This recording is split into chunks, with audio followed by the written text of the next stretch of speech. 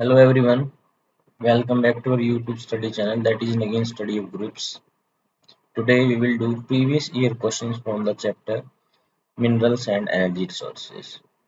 प्यारे बच्चों, हमने लास्ट क्लास में अपने चैप्टर को कंप्लीट कर लिया था विद एनसीईआरटी के क्वेश्चन आंसर्स के साथ, जो कि आपकी लास्ट क्लास मैंने एनसीईआरटी के क्वेश्चन आंसर्स की ली थी। उसके बाद मैंने आपको बोला था कि मैं इसके प्रीवियस ईयर के क्वेश्चंस को लेकर आपके सामने आऊंगा।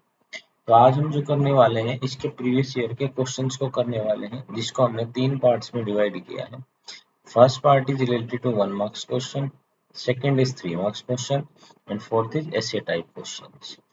तो पहले में जो हम पढ़ेंगे 1 मार्क्स के क्वेश्चन पढ़ेंगे, लेकिन 1 मार्क्स को भी पूरी डिटेल से पढ़ेंगे ताकि आपकी जितनी भी प्रीवियस नॉलेज है वो आप सारी गेन कर पाएं। और सेकंड 3 मार्क्स के क्वेश्चन हैं, जो क्वेश्चन रिपीट होंगे उन क्वेश्चन को हम थोड़ा जल्दी जल्दी करेंगे, और जो क्वेश्चन नए होंगे, रिपीट नहीं होंगे, सिर्फ एक ही बार आए हैं, तो उन क्वेश्चंस को हम आराम आराम से करेंगे। लेकिन एक बात के ऊपर आपको ध्यान देना है, एंड व्हाट इज दैट, कि जो क्वेश्चंस आप इसमें करेंगे वो सारे एक बार आप ध्यान से देखिए, सारे आपके वीडियो से रिलेटेड होंगे। तो इस प्रकार आप कह सकते हैं कि वीडियो आपके लिए कितनी ज़्यादा इम्पोर्टेंट है, कि वीडियो में जो भी आपको क्वेश्चंस करवाए जाते हैं वो सारे के सारे आपको क्वेश्चंस यही मिलते हैं, और वीडियो से एक भी बाहर क्वेश्चंस नहीं होता, जो भी आपकी क्लासेज होती हैं उनसे। तो आज हम जो प्रीवियस ईयर के क्वेश्चंस करेंगे ये भी आपकी सीधे के सीधे आपके लेक्चर के ऊपर बेस्ड रहेंगे, ये आपके लेक्चर से बाहर से नहीं आएंगे। अगर कोई क्वेश्चन लेक्चर से बाहर होगा तो उसको मैं अच्छे से एक्सप्लेन करूंगा और आपको बताऊंगा कि ये क्वेश्चन बाहर से क्यों आया है। हालांकि 99% क्वेश्चंस आपके कहाँ से रिलेट करेंगे, वीडियो से रिलेट करेंगे। इसीलिए जो इम्पोर्टेंस है बेटा वीडियोस की वो बहुत इम्पोर्टेंट हो जाती है। एक बार मैं रिव्यू के लिए आपको बता देता हूँ चैप्टर में हमने क्या क्या पढ़ा था। स्टार्टिंग में चैप्टर में हमने इंट्रोडक्शन के बारे में पढ़ा था, मिनरल्स वगैरह की इंट्रोडक्शन क्या होती है, मिनरल्स क्या होते हैं और मिनरल्स को किस तरीके से हम प्राप्त करते हैं, मिनरल्स की डेफिनेशन क्या होती है, कौन सा किसका और होता है, और क्या होता है, और वह होता है जिससे हमें हमारा मिनरल्स को फाउंड किया जाता है। क्लासिफिकेशन में मेटेलिक थे, नॉन मेटेलिक थे, एनर्जी के रिसोर्सेज थे। ये एमसीक्यू के क्वेश्चन करने वाले बेटा, इसलिए मैं आपको बता रहा हूँ। मेटेलिक थे, नॉन मेटेलिक थे, और मेटेलिक के अंदर फेरस थे और नॉन फेरस थे। फेरस वो थे जो हमारे जिनके अंदर क्या प्रेजेंट होता है, आयरन प्रेजेंट होता है। नॉन फेरस वो होते हैं जिनके अंदर आयरन प्रेजेंट नहीं होता। फेरस के एग्जाम्पल थे जैसे आयरन के ओर है या फिर मैग्नीज है। या फिर दूसरे नॉन फेरस में कौन से आते थे बेटा, जो आपके कॉपर हो गया, एल्यूमिनियम हो गया, इन सब में बॉक्साइट हो गया, इन सब में आपका आयरन प्रेजेंट नहीं होता। उसके अलावा हमने पढ़ा था कि कौन सा किसका और होता है, जैसे हेमेटाइट मैग्नेटाइट के बारे में पढ़ा था। किसका और होता है, हेमेटाइट और मैग्नेटाइट आपके आयरन के और होते हैं। मैग्नेटाइट आपका मैग्नेटिक मटेरियल होता है और हेमेटाइट आपका वैसा मटेरियल होता है। हेमेटाइट के अंदर 50 से 60% बहुत अच्छा आयरन मिलता है आपको, लेकिन मैग्नेटाइट सबसे सुपीरियर माना जाता है। उसके अलावा हमने इसमें पढ़ा था कि कौन सी रॉक से हमें मिनरल्स प्राप्त होते हैं, तो रॉक्स कौन थी बेटा, सेडिमेंट्री रॉक्स थी, जिससे हमें क्या प्राप्त होते हैं, मिनरल्स प्राप्त होते हैं। वो कौन सी रॉक्स थी आपकी, सेडिमेंट्री रॉक्स थी।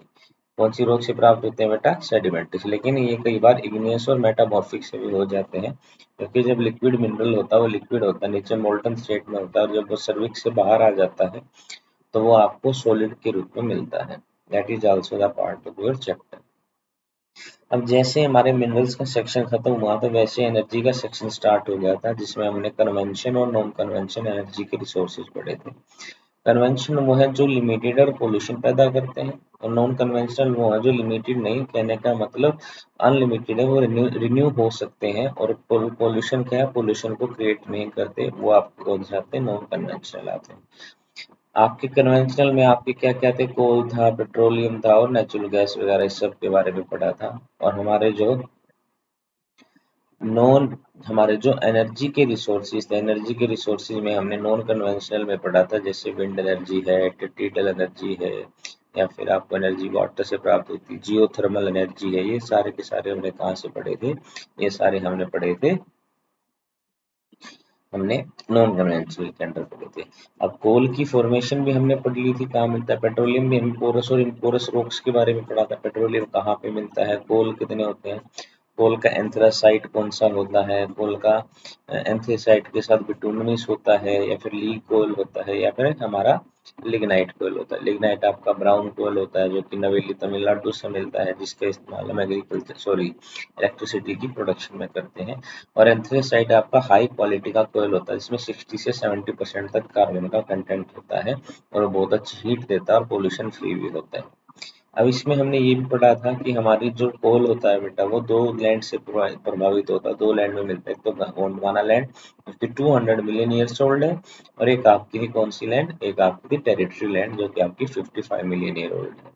अगर हम बात करेंगे कोई ट्रिक्स हमने यूज की थी कोल में, तो की थी रानी ने सिंगर कर बकरे को झाड़ दिया। आपने ये ट्रिक की थी, रानी ने रानीगंज, सिंगर कर सिंगरपुरा, बकरे को बकर बकरे को क्या बोलेंगे बोकारो, झाड़ दिया से झरिया झाड़ दिया। ये हमने अपना कोल का पढ़ा था। और गोदावरी गोद में वर्धा का सन है, कृष्णा की गोद में किसका सन है, वर्धा का सन है। तो कृष्णा से कृष्णा रिवर, गोदावरी से गोदावरी रिवर, गोद से गोदावरी में, वर्धा से वर्धा रिवर, सोन से सोन रिवर की वैलीज में भी हमें कोल प्राप्त होता है। और नॉर्थ ईस्ट में असम हो गया, मणिपुर हो गया और अरुणाचल प्रदेश हो गया, वहां से हमें कोल प्राप्त होता है। और पेट्रोलियम अगर हमें कहीं से प्राप्त होता तो उसमें तीन ही जगह थी बेटा, एक था मुंबई हाई, एक आपका असम था और एक आपका गुजरात था। सबसे ज्यादा आपको मुंबई हाई से मिलता है 63%, 18% आपको कहाँ से गुजरात से मिलता है, और बाकी जो बच गया वो आपको कहाँ से मिलता है, असम से मिलता है। असम में है जगह दिगबोई है, वहां से मिलता है। और गुजरात में क्या है, अंकलेश्वर है बेटा एक जगह जहाँ से सबसे ज्यादा मिलता है मुंबई हाई में। ये हमने पेट्रोल के बारे में पढ़ा था। फिर एक गैस लाइन भी जाती थी जो आपकी हाजिर है, कौन, जगदीश हाजिर है, और एक को नाम था, इस तरीके की एक ट्रिक पड़ी थी जो कि पाइपलाइन आपकी फर्टिलाइजर से लेकर आगे तक आपकी लाइन जाती है। तो ये हमारे चैप्टर का कुछ रिव्यू था जो हमने इस चैप्टर में किया था। तो उससे रिलेटेड हम क्लास देखते हैं बेटा क्या क्या आया है, कौन कौन से क्वेश्चन हमारे एमसीक्यू में आए हैं, उन सब चीजों के बारे में हम पढ़ने वाले हैं। देखिए, what is a mineral, mineral is a homogeneous naturally, देखो ये आपकी जो डेफिनेशन है ये अकॉर्डिंग टू जियोलॉजिस्ट के है। जियोलॉजिस्ट क्या बोलते हैं, according to the geologist minerals is a homogeneous means same texture of particles जिसमें होता है, बार बार बता चुका हूँ। और हेट्रोजीनियस होते हैं जिनमें सेम टेक्सचर नहीं होता, जैसे नींबू पानी है, नमक अलग है बेटा उसमें पानी अलग है, दैट इज हेट्रोजीनियस, उसमें सेम तरह के पार्टिकल्स नहीं है। लेकिन हम वाटर की बात करेंगे तो होमोजीनियस है। सेम पार्टिकल का मतलब ये नहीं होता कि वो एक ही तरह के पार्टिकल है, अगर वो पार्टिकल अलग अलग तरह के हैं लेकिन अमाउंट ऑफ प्रोपोर्शन का उनमें फिक्स्ड है तो भी वो होमोजीनियस होता है। जैसे पानी, पानी में क्या होता है, H2O है, H2O किस में होते हैं, फिक्स प्रोपोर्शन में होते हैं, that's why we can say that water is also homogeneous compound. लेकिन होमोजीनियस होते हैं, होमोजीनियस का मतलब सेम तरह के पार्टिकल मिलते हैं, नेचुरली होकर नेचर से मिलते, can not be man made, laboratory में तैयार नहीं किया जा सकता मिनरल्स को। एंड सब्सटेंस होते हैं और उनकी एक डेफिनेबल, उनकी डेफिनेशन होती है कि उनकी इंटरनल स्ट्रक्चर डेफिनेबल है, बिल्कुल ऐसी ही होगी, इसमें कोई चेंज नहीं होने वाला है।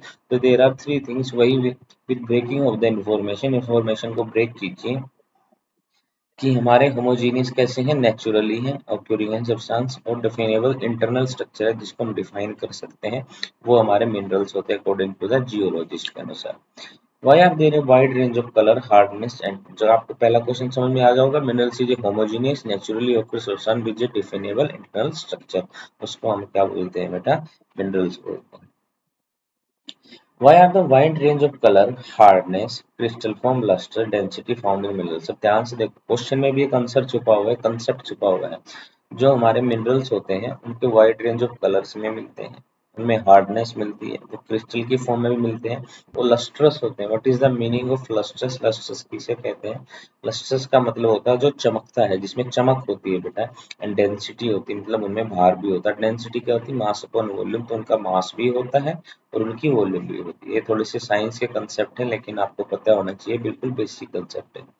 वाइड रेंज ऑफ कलर्स होता है, हार्डनेस उनमें होती है, क्रिस्टल की फॉर्म होती है, क्रिस्टल का मतलब क्या होता है बेटा, क्रिस्टल्स होते हैं, और उसके अलावा लस्ट्रस होते हैं, उनमें चमक भी होती है। और उनमें एक चीज और बताई गई है बेटा, डेंसिटी फाउंड जो होती है उसमें मिनरल्स में, डेंसिटी फाउंड का मतलब क्या है कि उनका मास भी होता है और उनकी वॉल्यूम भी होती है, दैट इज कॉल्ड एज, आप उसको क्या बोलते हैं, मिनरल बोलते हैं। The ranges found in minerals are due to physical and chemical conditions. Ranges जो फाउंड होती है मिनरल्स में किसके कारण होती है बेटा, फिजिकल एंड केमिकल कंडीशंस के कारण रेंजेस मिलती हैं। और वो रेंज क्या क्या है, वो रेंज है कलर की रेंज है, वो आपके हार्डनेस की रेंज है, वो आपके क्रिस्टल फॉर्म्स की रेंज है, वो आपके लस्ट्रस की रेंज है, वो आपकी डेंसिटी की रेंज है। तो इसके पीछे एक ही रीजन है, that is physical and chemical conditions, जिसके कारण उसमें क्या होती है, रेंज होती है। क्वेश्चन नंबर 3 देखेंगे, how do mineral occur in igneous और मेटामॉर्फिक रॉक्स। वैसे तो हम सेडिमेंट्री रॉक्स में बताते हैं कि मिनरल्स हमें सबसे ज्यादा मिलते हैं, लेकिन कई बार इग्नियस और मेटामॉर्फिक रॉक्स में मिनरल में भी ऑक्योर उनकी रैक्स में, सर्विक्स में, फॉल्ट्स में, जॉइंट्स में मिलते हैं। वो कैसे होता है, क्योंकि जब जमीन के नीचे मिनरल्स होते हैं तो अर्थ की हीट के कारण they are found in molten and liquid state, and due to the pressure they come out on the surface from the faults, joints, cracks और service of the igneous and metamorphic rocks. समझाता हूँ क्या है इसका मतलब। Minerals जब igneous और metamorphic rock से मिलते हैं, इसका मतलब क्या है, in igneous metamorphic rocks minerals में occur in rack, cervix, fault and joint. क्या होता है, जब मिनरल्स अर्थ के नीचे होते हैं तो अर्थ का टेम्परेचर थोड़ा ज्यादा होता है due to the geothermal energy of the earth, earth की जियोथर्मल एनर्जी के कारण। और जैसे ही नीचे से प्रेशर क्रिएट होता है तो मिनरल्स लिक्विड स्टेट में कहाँ पे आ जाते हैं बेटा, उनके सर्विक्स फोल्ड से बाहर आ जाते हैं, जॉइंट से बाहर आ जाते हैं। और वो जॉइंट आपका क्या होता है बेटा, उसके बाद वो आपका ठंडा हो जाता है। तो कहने का मतलब क्या हो जाता है, वो आपका आपका जो जॉइंट्स है उसमें क्या हो जाते हैं, सोलिडिफाई हो जाते हैं। क्या हो जाते हैं, वो सोलिडिफाई हो जाते हैं। So we can say that, तो हम कह सकते हैं कि जो हमारे मिनरल्स होते हैं वो इनके सर्विक्स और फॉल्स और जॉइंट्स में बिल्कुल किस फॉर्म में मिलते हैं बेटा, हमें बिल्कुल ही उस फॉर्म में मिलते हैं जिसको हम कहते हैं, जो हमारी फॉर्म होती है वो होती है सोलिडिफिकेशन वाली फॉर्म होती है बेटा, जिसमें हमें मिनरल्स मिलते हैं।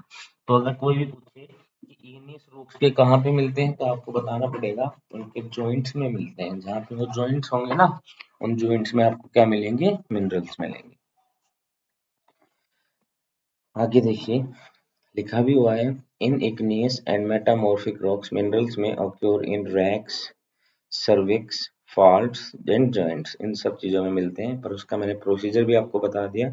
नीचे अर्थ का टेम्परेचर के कारण they in the molten state, and after the temperature is increase and pressure is also increase, they come out from the crevices, fault joint of the metamorphic rocks and found in the solid form, so the solidification will be takes place. वहां पे क्या होता है, solidification होता है। Next question है आपका, how do minerals occur in sedimentary rocks। अब देखो, ऊपर हमने पढ़ा था इग्नियस और मेटामॉर्फिक रॉक्स के बारे में, लेकिन अब हम बता रहे हैं सेडिमेंट्री रॉक्स में कैसे मिलते हैं। Sedimentary rocks mineral occurs in the bed और लेयर्स में मिलते हैं।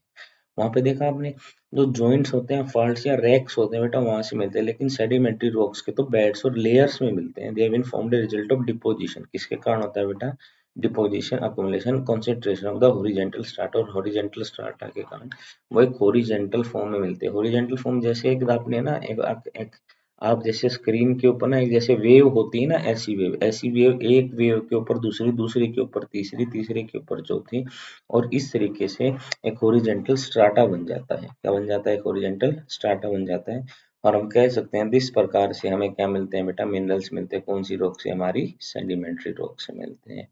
आगे देखिए, name the mineral found in beds and layers. देखो वही बात है, जो बेड्स और लेयर्स में मिनरल्स होते हैं कौन से मिलते हैं, coal and some form of iron ore. या तो हमें कोयल मिलेगा, कोल का मतलब क्या, कोयला, या फिर हमें some forms of iron ore, या फिर कुछ फॉर्म्स होती है आयरन ओर की जो हमें किसमें मिलती है, बेड्स एंड लेयर। देखो बेड्स और लेयर्स मैंने आपको बता दिया, जैसे एक लेयर होती है ना, जैसे जैसे कोई वेव होती है, जैसे पानी की वेव होती है जिसमें एस बना होता है, एस बना होता है, मतलब horizontal S, not not a vertical S, horizontal S. Horizontal S बनाइए, ओरिजेंटल एस के ऊपर एक और एस बनाइए, फिर उसके ऊपर एक और एस बनाइए, तो इस तरीके से आपका एक बेड प्रिपेयर हो जाएगा और लेयर प्रिपेयर हो जाएंगी। तो इन बेड्स और लेयर्स में जो मिलता है मिनरल्स, हम उसको क्या बोलते हैं, कोल बोलते हैं बेटा। क्या बोलते हैं, कोल बोलते हैं। How does mining affect the health of miners. जो हमारी माइनिंग होती है वो कैसे, माइनिंग जो होती है,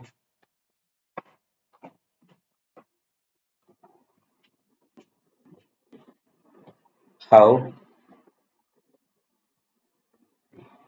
does mining affect the health of miners. जो माइनिंग अफेक्ट करती है बेटा किनको, हेल्थ ऑफ माइनर्स को, वो किस तरीके से करती है। देखो, अब माइनिंग के अंदर ना बहुत ज्यादा हैजार्डस होती है बेटा, बहुत ज्यादा हैजार्ड पैदा होते हैं। And what is the main reason of the this mining effect of the health mines, वो क्या होती है?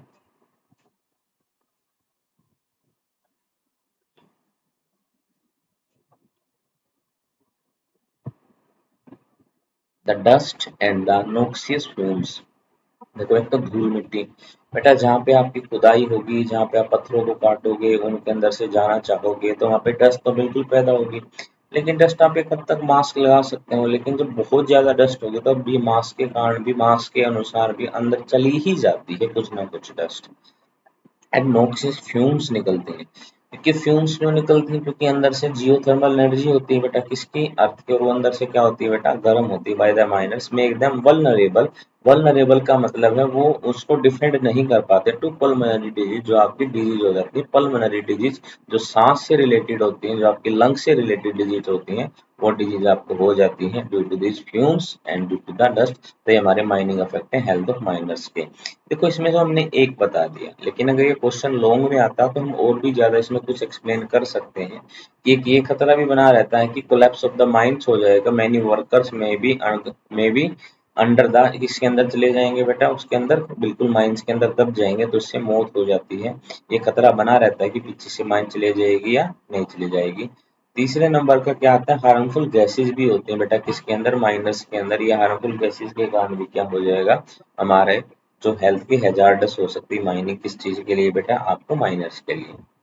बेलालदीला आयरन ओर बताया था मैंने आपको इसके बारे में। बेलालदीला आयरन ओर नहीं है, बल्कि फील्ड्स हैं बेटा। हिल्स कहाँ पे मिलती हैं?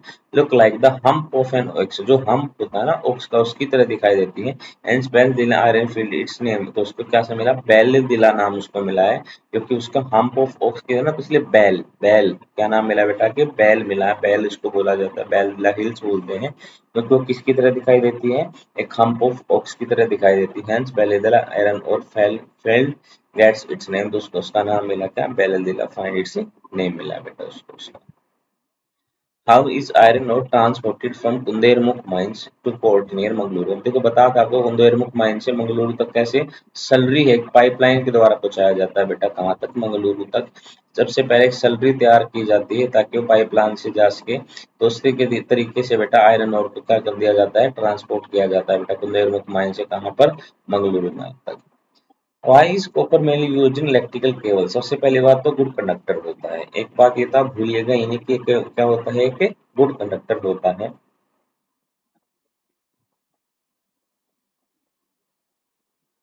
It is used in chemical cables at it is malleable. Malleable का मतलब क्या होता है, व्हाट इज मेलिएबिलिटी? मेलिएबिलिटी होती है in which we can convert the metals into, in which we convert the metals into thick sheets और thin sheets, that is called malleability of a metal. Ductility, when a metal can be converted into wires, that is called as ductility, and a good conductor of heat and electricity का है, तो इसको malleable, एक मतलब malleability के रूप में भी इस्तेमाल किया जा सकता है, जहाँ पे इसको एक चादर में कन्वर्ट करना हो, जहाँ पे इसको डक्टिलिटी में वायर बनाना हो। वायर के रूप में भी हमारे घरों में जो वायर होती है बेटा, किसकी बनी होती है, वो कॉपर की बनी होती है, तो इसको वायर में भी कन्वर्ट किया जा सकता है। And a good conductor of heat and electricity, और एक गुड कंडक्टर होता है बेटा किसका, हीट एंड इलेक्ट्रिसिटी का। भाई एल्यूमिनियम मेटल है, देखो अब एक बात ध्यान रखना, अगर कोई भी आपसे मोस्ट डक्टाइल मेटल पूछे ना, तो ध्यान रखना सोना होता है बेटा, जो कि 1 ग्राम से कई किलोमीटर तक की एक वायर बनाई जा सकती है सोने के साथ बेटा। सब मोस्ट डक्टिलिटी मेटल कौन सी बताएंगे आप, गोल्ड को बताएंगे। लेकिन कॉपर भी क्या होता है, एक अच्छा डक्टाइल मेटल होता है, बट इतना ज्यादा डक्टाइल नहीं होता जितना कि कोयल होता है, पर इतना जरूर, सॉरी कोयल की जगह मैंने बोला आयरन होता है, गोल्ड होता है। It is use in electrical cables में ध्यान रखना, तीन ही चीजें हैं बेटा, number 1 is malleability, number 2 is ductility, and number 3 is good conductor of heat and electricity, जो माना जाता है बेटा वो होता है। Why has aluminium has great importance? Aluminium की great importance क्यों है बेटा? It has great importance because it combines the strength of metals such as iron, क्योंकि हमारी importance तो aluminium metals को जोड़ता है, it combines the strength of metals such as iron with the extreme lightest and also with the good conductivity and great malleability, और ये good conductor भी है और ग्रेट इसकी मेलिएबिलिटी भी होती है। तो मेलिएबिलिटी के कारण ही बहुत सारे आपके एरोप्लेन वगैरह हैं, ये सब इनको चादर में कन्वर्ट किया जा सकता है, can be convert into A seat, that's why Due to the good conductivity and great malleability, the aluminum is more important than other minerals. तो उन दूसरे मिनरल्स के मुकाबले में ज़्यादा इम्पोर्टेंट है, इम्पोर्टेंस रखता है। ये कारण क्या है बेटा? ये कारण ये है कि ये क्या हो जाता है, ये हमारा मैल्येबल भी है और गुड कंडक्टर ऑफ इलेक्ट्रिसिटी भी है। तो इस तरीके से हम कह सकते हैं गुड कंडक्टर ऑफ इलेक्ट्रिसिटी भी है और ये हमारा क्या होता है, मैल्येबल होता है। आगे चलते हैं। How are gobar gas plants beneficial to the farmers? गोबर गैस के प्लांट्स जो होते हैं बेटा वो बेनिफिशियल होते हैं फार्मर्स को।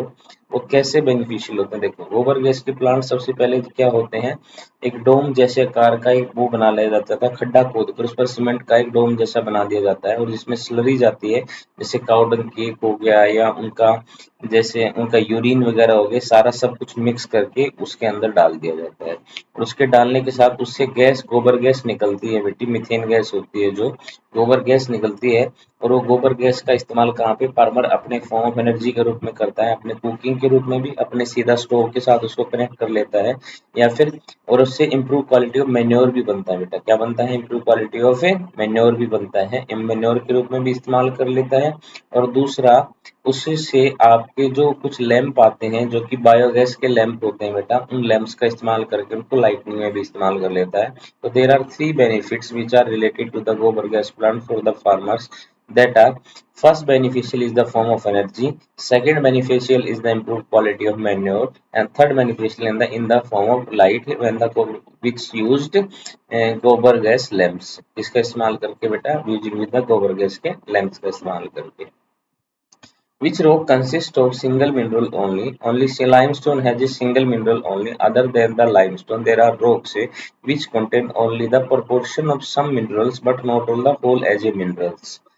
तो लाइमस्टोन के अलावा जो दूसरी होती है बेटा वो सिर्फ मिनरल्स के रूप में नहीं मिल सकती, बल्कि एक सिर्फ लाइमस्टोन होता है जिसका जिक्र हमने बहुत बार एक्सप्लेन किया है कि लाइमस्टोन ही एक ऐसी मिनरल है बेटा जो हमें किससे मिलती है, सिंगल रॉक से मिलती है। बाकी सिर्फ हमें किस में मिलती है, प्रपोर्शन से मिलती हैं। तो हम कह सकते हैं limestone is a single metal which is found in a pure form but other minerals are found in the form of rocks, they are contained in the proportions। proportions means उनमें उनका हिस्सा होता है, ना कि वो सारी होती हैं। अब वो हिस्सा ज्यादा भी हो सकता है, वो कम भी हो सकता है। that depend upon the concentration of the metal in the ore, कि मेटल की कितनी कंसंट्रेशन कितनी है और में मेटल की, मतलब रॉक के अंदर कितनी कंसंट्रेशन और डिपेंड करती है, कम भी मिल सकती है और ज्यादा भी मिल सकती है। तो डिग्री ऑफ प्रेजेंस उसकी अलग अलग हो सकती है। What is haematite? हेमेटाइट क्या होता है? सबसे पहली बात तो ये या ध्यान अगर आपको नहीं आया, आयरन से रिलेटेड है तो फिर आपकी तैयारी अच्छी नहीं है। हेमेटाइट और मैग्नेटाइट बहुत अच्छे से पढ़ाया गया आपको। सबसे पहले मैग्नेटाइट बोलते हैं, मैग्नेटाइट भी याद कर लीजिए यहाँ से। मैग्नेटाइट जो मैग्नेटिक प्रॉपर्टीज को लेकर इलेक्ट्रिसिटी की इंडस्ट्रीज में यूज किया जाता है और उसमें 60 से लेकर 70% तक क्या होती है बेटा, उसमें आयरन मिलता है बेटा। और हेमेटाइट में कितना मिलता है? 50 से 60 तक मिलता है। मैंने आपको अगर हेमेटाइट के बारे में बातें बताई थी तो कार्बन कंटेंट के बारे में बातें बताई थी, जब सीख सकते हैं। कार्बन कंटेंट हेमेटाइट और मैग्नेटाइट में अच्छा होता है। इनकी डिग्री ऑफ जो कंप्रेसिबिलिटी होती है वो भी अच्छी होती है। सॉरी, कार्बन कंटेंट नहीं बेटा, वो तो कोल के अंदर होता है, ये तो हम आयरन की बात कर रहे हैं। लेकिन इसमें कार्बन कितना होता है बेटा, आयरन कितना मिलता है, सॉरी कार्बन नहीं, आयरन कितना मिलता है 50 से लेकर 60% तक इसके अंदर हमें आयरन मिलता है। वो कौन होता है बेटा? हेमेटाइट होता है। क्योंकि अगर हम कार्बन कंटेंट की बात करेंगे तो वो एंथ्रेसाइट और लिग्नाइट और बिटुमिनस के बीच में होगी, not hematite and magnetite. Hematite ore is the most important industrial iron ore in terms of the quality use। ये most important industrial iron ore होता है किसके टर्म में बेटा? क्वांटिटी की यूज के टर्म में ये सबसे important होता है बेटा। उसका नाम क्या होता है बेटा? हेमेटाइट होता है। नेक्स्ट है बेटा, why should the use of cattle cake as fuel is discouraged? बेटा फ्यूल के रूप में हम कैटल केक को यूज करते हैं। सबसे पहले तो इससे ना पोल्यूशन होता है, सबसे पहली बात तो पोल्यूशन के कारण। और सबसे दूसरी बात होती है, जिस कैटल केक का आपने फ्यूल के रूप में इस्तेमाल कर दिया, अगर आप उसका इस्तेमाल ऑर्गेनिक मैन्योर के रूप में इस्तेमाल करेंगे तो आपकी फसल की फर्टिलिटी बहुत अच्छी होगी। और फसल की फर्टिलिटी अगर आपकी अच्छी होगी तो आपकी प्रोडक्शन भी अच्छी होगी और सोइल की डिग्रेडेशन होने से बचाया जा सकता है विद दिस मैन्योर, इस मैन्योर की हेल्प से। और उससे आपकी प्रोडक्शन भी अच्छी होगी। प्रोडक्शन अगर अच्छी होगी तो जितना कंट्रीब्यूशन एग्रीकल्चर का है बेटा, इसमें हमारे जीडीपी में जितना हमारा कंट्रीब्यूशन है, किसका, किस चीज का, हमारी हमारी एग्रीकल्चर का जो कंट्रीब्यूशन है वो भी ज़्यादा होगा, क्योंकि अभी कंट्रीब्यूशन एंगेज तो ज़्यादा पर्सन है, लेकिन ज़्यादा एंगेजमेंट होने के साथ साथ क्या है ना, हमारा ना कंट्रीब्यूशन ज़्यादा नहीं हो रहा जीडीपी में। So we can say that कि हमारा जो कैटल केक है उसको फ्यूल की बजाय मैन्योर के रूप में इस्तेमाल करने से हमारी इकोनॉमी में, हमारी प्रोडक्शन में, हमारी एग्रीकल्चर सेक्टर में और हमारी सोइल के रूप में, उसमें क्या होगा बेटा, लैंड डिग्रेडेशन नहीं होगा, उसकी फर्टिलिटी इंक्रीज होगी। तो उसका मैन्योर के रूप में इस्तेमाल होना चाहिए, ना कि फ्यूल केक के रूप में। पढ़ लेते हैं क्या बोल रहे हैं। The use of cattle cake as fuel should be discouraged because it creates pollution. क्या क्रिएट करता है? Pollution. It consumed most valuable manure. ये कंज्यूम क्या करता है बेटा? मोस्ट वैल्यूएबल मैन्योर को भी should be use in agriculture. जिसका यूज हम कहाँ पे कर सकते हैं बेटा? हम जिसका यूज कहाँ पे? एग्रीकल्चर में कर सकते हैं। What are the placer deposits? Placer deposits क्या होते हैं? सर्टेन मिनरल डिपॉजिट्स, ये कुछ अलग क्वेश्चन है, ध्यान रखना बेटा। Certain mineral deposit that occur in the saints of valley floors में मिलते हैं and the base of hills में मिलते हैं एलुवियल डिपॉजिट्स के रूप में बेटा। ध्यान रखना, जो सैंड्स ऑफ वैली के फ्लोर्स पे, क्या बोलेंगे? सैंड्स ऑफ वैली के फ्लोर पे या उस वैली के बेस में जो मिलते हैं हमें हिल्स के एलुवियल डिपॉजिट्स जो होते हैं बेटा, उनको प्लेसर डिपॉजिट्स बोल रहे हैं। ये थोड़ा सा अलग आया है, जिसको मैंने बता दिया। ऑल इंडिया 2010 में पूछा गया था कि प्लेसर डिपॉजिट्स क्या होते हैं। तो सर्टेन मिनरल डिपॉजिट, मिनरल के ऐसे डिपॉजिट्स जो वैली, सैंड्स ऑफ वैली के फ्लोर्स या बेस ऑफ हिल्स में मिलते हैं बेटा। वैली के किसके?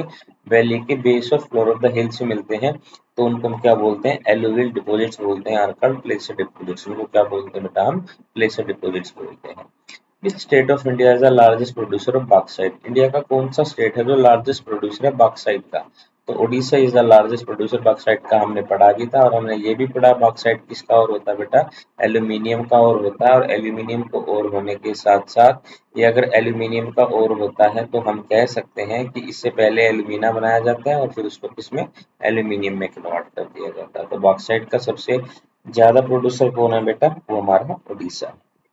Name the most evidently available fossil fuels in India. तो कोल, बिल्कुल कोई भी दो राय नहीं है, coal is the most evidently available fossil fuels है इंडिया में। तो सबसे ज्यादा मिलता है, जो सबसे ज्यादा हमारी इंडस्ट्री एनर्जी के लिए जिस चीज के ऊपर डिपेंड करती है, वो कुछ और नहीं बेटा, वो क्या है? कोल है। What is the highest petroleum producing area in India? Mumbai high, पता है इसके बारे में? मुंबई हाई है जो 63% पेट्रोलियम प्रोड्यूसन करता है।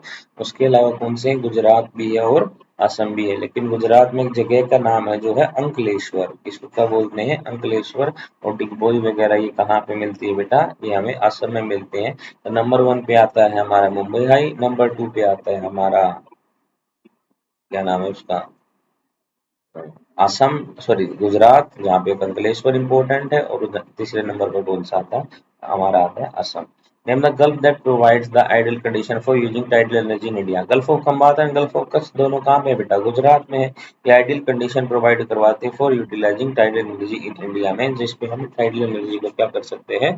यूटिलाइज कर सकते हैं। तो गल्फ ऑफ खंबात वहीं पे बेटा, गुजरात के नीचे। आप मैप में देखोगे ना, जहाँ पे गुजरात का बेस है ना, मुंबई से रखता है, मुंबई और गुजरात के बीच में बिल्कुल, अगर मैं बोलूँ तो बिल्कुल हमारे भारत की आम पीठ के नीचे, मतलब उसके ना हाथ के। तो गुजरात का जो आपने मैप देखा ना, एक तो पूरा ऊपर तरह देखा है, और एक नीचे जो मिलता है ना, नीचे ही कहाँ मिलते हैं बेटा आपको? गल्फ ऑफ खंबात और गल्फ ऑफ कच्छ मिलते हैं।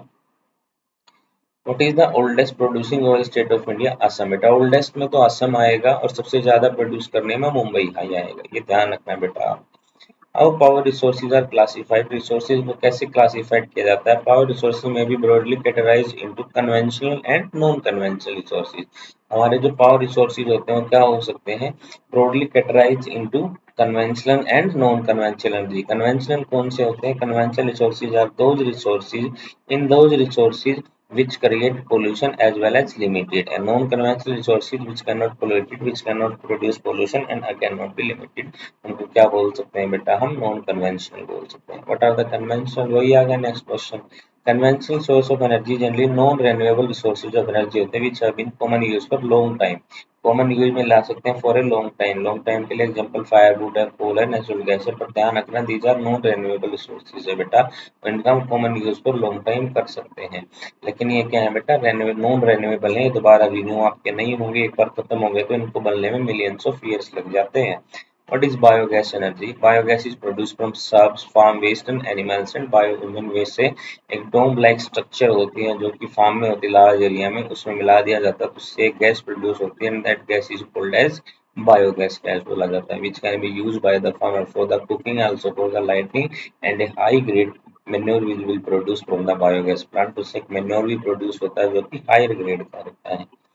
नए money nuclear power station found in India, तो क्या कालपक्कम ध्यान रखना बेटा, ये कुछ हम आपके ये आपके पावर स्टेशन में आएंगे इसमें जो आपके प्रीवियस ईयर क्वेश्चन में है, तो इससे आपको सारे रिवाइज हो जाएंगे।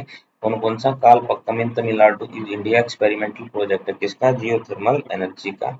And which place in India experimental project for geothermal energy का हैज बीन सेटअप किया, तो ध्यान रखना मणिकर्ण में किया है बेटा। कहाँ पे किया है एक्सपेरिमेंटल प्रोजेक्ट, कहाँ पे किया है मणिकर्ण में किया है। तो these are your small small question, MCQ type question थे जो हमने अभी किए हैं बेटा। तो ये क्वेश्चन आपके आसपास 25 के आसपास है जो आपको रिवाइज करने हैं। बहुत अच्छे अच्छे क्वेश्चन आए लेकिन उन अच्छों में से एक तो था जो आपका बहुत अच्छा क्वेश्चन था। वो क्वेश्चन कौन सा था बेटा, प्लेसर डिपॉजिट्स क्या होते हैं। Certain mineral deposits that occur in the Sands of valley of floors में मिलते हैं और इनके बेस में क्या हिल्स की बेस में मिलते हैं और एलुवियल डिपॉजिट्स के रूप में मिलते हैं, तो उनको क्या बोलते हैं, प्लेसर डिपॉजिट्स बोलते हैं। तो ये नया था। और कुछ दो नाम थे जो बेटा तो यहाँ पे थे, एक तो कौन से न्यूक्लियर पावर स्टेशन का जो इंडिया में फाउंड होता है that is not as Kalpakkam, और दूसरा था बेटा हमारी एट विच प्लेस, हमारी कौन से प्लेस पर इंडिया में एक्सपेरिमेंटल प्रोजेक्ट चल रहा है जियोथर्मल एनर्जी का, that place is called as Manikaran, उसको हम क्या बोलते हैं मणिकर्ण बोलते हैं। तो आज के लिए इस वीडियो में बिल्कुल धन्यवाद आपका। इससे अगले वाली जो वीडियो होगी, थैंक यू वेरी मच, इससे अगले वाली जो वीडियो होगी that will be of 3 marks question जो आप आगे देख सकते हैं। हम 3 मार्क्स क्वेश्चंस की अगले वाली वीडियो करने वाले हैं। Thank you very much.